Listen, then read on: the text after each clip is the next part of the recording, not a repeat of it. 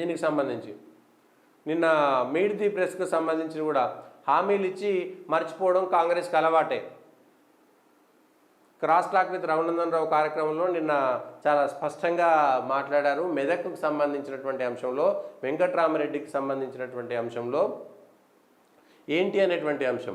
అయితే వెంకట్రామరెడ్డి అనేటువంటి వ్యక్తి కలెక్టర్గా మెదక్కు సేవ చేయకపోగా అక్కడ మల్లన్న సాగరు ఇతరులకు సంబంధించినటువంటి భూ నిర్వాసితులకు ఆయన ఉసురు తగులుతుంది ఏదో ఇట్లాంటి కొన్ని విషయాలు చెప్పారు. అయితే ఇదే అంశం ఇంకెక్కడో పత్రికల్లో చూసిన నేను, ఎక్కడొచ్చిందంటే మల్లన్న సాగర్కు సంబంధించినటువంటి అంశంలో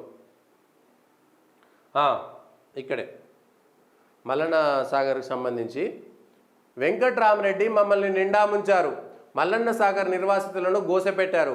భూ నిర్వాసితులు హయతోద్దీన్ శ్రీనివాసరెడ్డి. బీఆర్ఎస్ మెదక్ ఎంపీ అభ్యర్థి వెంకట్రామరెడ్డికి చట్టసభలకు వెళ్లే అర్హత లేదని మల్లన్న సాగర్ భూ నిర్వాసితులు హయతోద్దీన్ శ్రీనివాసరెడ్డి అన్నారు.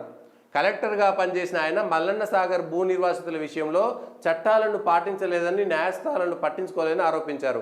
ఆనాటి ప్రభుత్వాధినేత దృష్టిలో పడడానికే ప్రయత్నాలు చేస్తూ నిర్వాసితులను నిండా ముంచారని విమర్శించారు.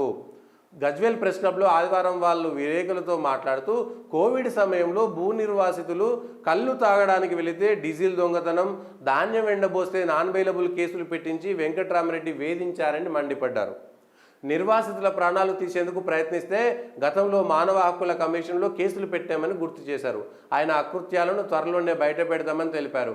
నిర్వాసితుల సమస్యలు ఎక్కడివక్కడే ఉన్నాయని, తమను తాత్కాలికంగా డబుల్ బెడ్రూమ్ ఇళ్లలో ఉంచారని, ఇప్పటికీ ప్లాట్ ఇవ్వలేదని పేర్కొన్నారు. ఇది మల్లన్న సాగర్కు సంబంధించినటువంటి భూ నిర్వాసితుల యొక్క ఆవేదన. అందరినీ ఒకే చోట చేర్చి నిర్వాసితులకు ఉపాధి లేకుండా చేశారని చెప్పారు. కాలనీలో దుర్భర పరిస్థితులు ఉన్నాయని, ఇల్లు కూలుతున్నాయని, అద్భుతమైన కాలనీలు కట్టామని మాజీ మంత్రి హరీష్ రావు మాట్లాడుతున్నారని, అందరినీ ఒకే చోట చేర్చి నిర్వాసితులను ఉపాధి లేకుండా చేశారని. ఇది విషయం, ఇది కథ.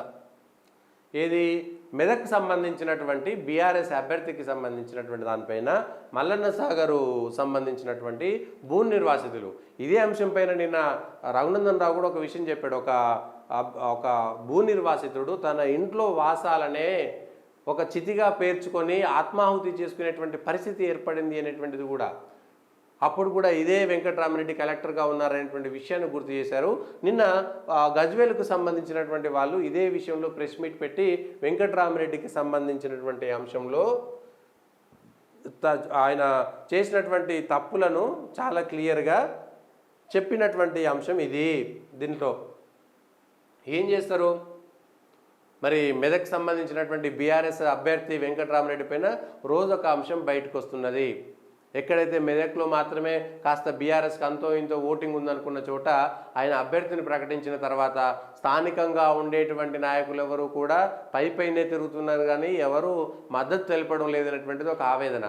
ఇప్పుడు ఆయనకు సంబంధించినటువంటి దాంట్లో బయటకు వస్తున్నటువంటి విషయాలను చూస్తుంటే కొంత ఉంటుంది.